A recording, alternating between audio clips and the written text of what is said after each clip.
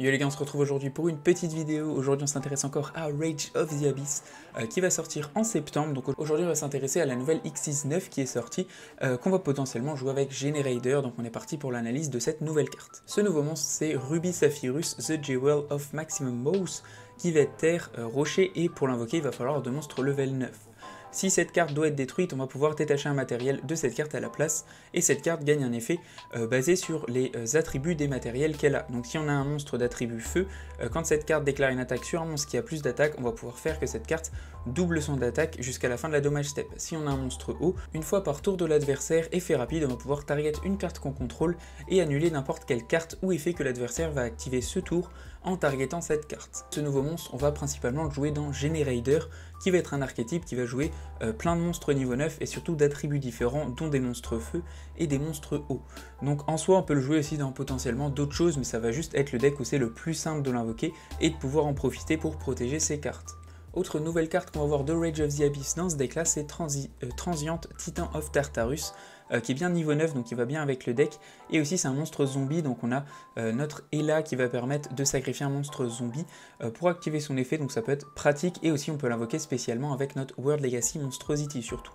Au niveau de ce monstre là, si cette carte est envoyée depuis le deck au cimetière, on envoie un nombre de cartes qu'on contrôle autant que possible au cimetière, et si on le fait on invoque spécialement cette carte. Derrière on envoie le même nombre de cartes depuis le terrain de l'adversaire à son cimetière. Aucun joueur ne peut activer d'effet de monstre en réponse à l'activation de cet effet. Si cette carte est envoyée au cimetière excepté depuis le deck, on va pouvoir envoyer une carte depuis notre main au cimetière, envoyer une carte depuis le terrain au cimetière. On peut utiliser 15 Transient Titan of Tartarus par tour et aussi une fois le tour. Au niveau du combo, je vais vous montrer un truc où il y a quand même pas mal de ressources, parce que Generator n'est pas non plus le meilleur deck du monde, mais il fait quand même des choses. Donc là on va pouvoir mettre notre magie de terrain, activer l'effet de notre monstre on va le sacrifier pour invoquer notre monstre lumière.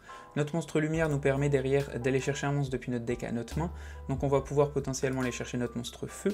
Notre monstre feu, elle nous permet de se spé en envoyant un autre monstre de l'archétype au cimetière comme ceci, et elle nous permet sur le terrain de spé directement depuis le cimetière, donc on peut respé ça. Derrière ça, on a bien nos monstres, on va pouvoir activer notre magie rapide, cibler un monstre level 9, et on va pouvoir spé deux monstres level 9, donc on peut bien spé notre Transient, juste ici. Derrière ça, on va pouvoir passer sur nos monstres Xyz, donc on va d'abord passer sur notre Leviathan, donc on va pas utiliser ces attributs-là, on va utiliser ceux-là, comme ceci. Derrière, on va activer son effet pour pouvoir le sacrifier et passer directement sur notre Rogun d'amour, comme ceci. On va pouvoir reprendre des matériaux, donc on va reprendre ça, et on va reprendre un autre truc du cimetière, notre monstre juste ici.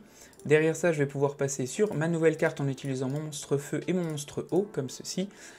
Et derrière, je vais pouvoir activer l'effet de mon monstre Xyz, détacher un matériel, pour qu'on puisse piocher des cartes. Derrière, je vais prendre une carte de ma main pour lui attacher, et derrière, effet de mon terrain, je vais pouvoir respé un monstre niveau 9 depuis mon deck, donc je vais respé ce monstre-là, comme ceci. Et derrière, j'ai encore une fois de la place pour faire des choses, donc je peux refaire des Xyz, ou sinon je peux passer sur des monstres Link ou quoi. Donc voilà, donc ça fait quand même pas mal de choses sympas. Ma conclusion sur ces nouvelles cartes, c'est qu'elles sont quand même assez situationnelles et pas extrêmement fortes non plus.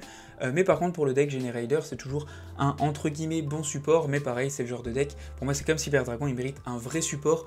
Quitte à en faire un, autant faire un vrai truc qui fait que le deck va être joué plutôt qu'une seule carte comme ça.